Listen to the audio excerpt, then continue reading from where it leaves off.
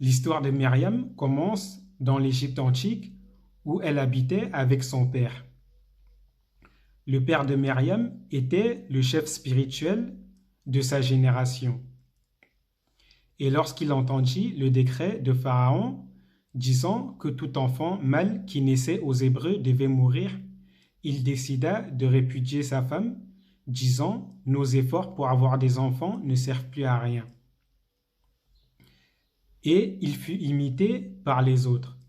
Myriam interpella son père, disant « Ô père, ton décret est encore plus sévère que celui de Pharaon, car ton décret condamne les garçons et les filles, tandis que le décret de Pharaon ne condamne que les garçons, disant par là que le décret de Pharaon entraînait la mort du nouveau-né dans ce monde, mais le nouveau-né gagnait le paradis dans l'au-delà, alors que le décret de son père empêchait la naissance de la fille et du garçon.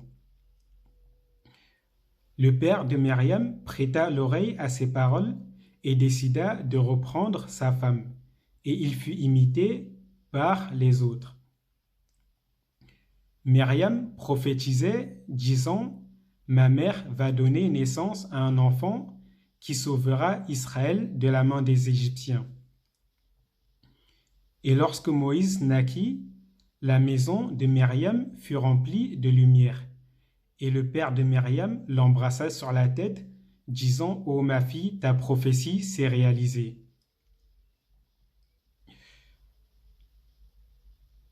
Après quelque temps passé auprès de sa mère, Dieu ordonna à la mère de Myriam de poser Moïse dans le Nil. Et elle exécuta les ordres de Dieu. Et elle ordonna à sa fille de suivre le berceau afin de voir ce qu'il va advenir de Moïse. Le courant transporta Moïse jusqu'au palais de Pharaon, et Moïse fut recueilli par la fille de Pharaon qui décida de le garder.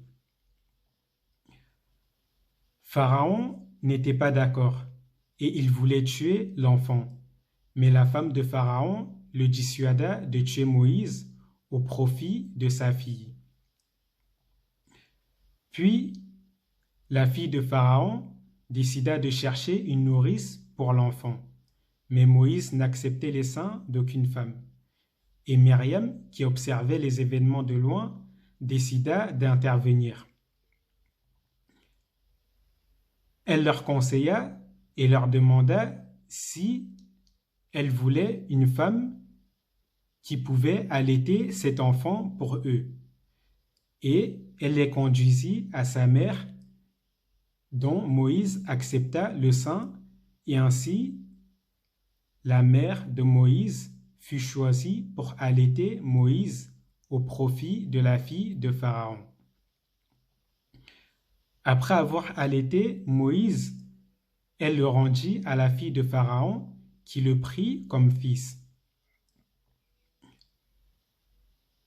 Puis Moïse grandit et arriva ce qui devait arriver. Moïse tua un Égyptien et, voulant échapper à Pharaon ainsi qu'à ses notables, il se réfugia à Madian. Après quelque temps passé à Madian, Dieu appela Moïse, l'envoyant vers Pharaon afin de l'avertir et afin de libérer les fils d'Israël. Moïse se dirigea alors vers l'Égypte et il combattit Pharaon avec force, puis après cela, Pharaon fut noyé dans la mer Rouge avec toute son armée ainsi que toute sa cavalerie.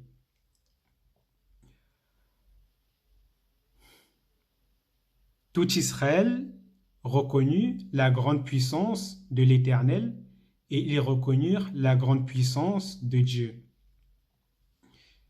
Et ils entonnèrent un cantique à la gloire de Dieu qui les avait libérés de la main de l'Égyptien et qui s'était manifesté en montrant ses prodiges et en montrant sa toute-puissance. Et Myriam, chantant le cantique de Dieu, prit un tambourin et marcha à la tête des femmes. Et elles entonnèrent des chants de gloire en l'honneur de Dieu, sous les ordres de Myriam. Après cela, commença l'exode dans le désert. Et durant cette période, les fils d'Israël furent grandement éprouvés, et Moïse fut grandement éprouvé. Myriam ainsi que son frère Aaron étaient d'un grand soutien pour Moïse, et ils l'accompagnèrent dans sa mission de prophète jusqu'à sa mort. Myriam est un nom qui n'inspire que le bien, et toute personne qui porte ce nom devrait être fière de porter le nom de celle qui fut appelée Myriam.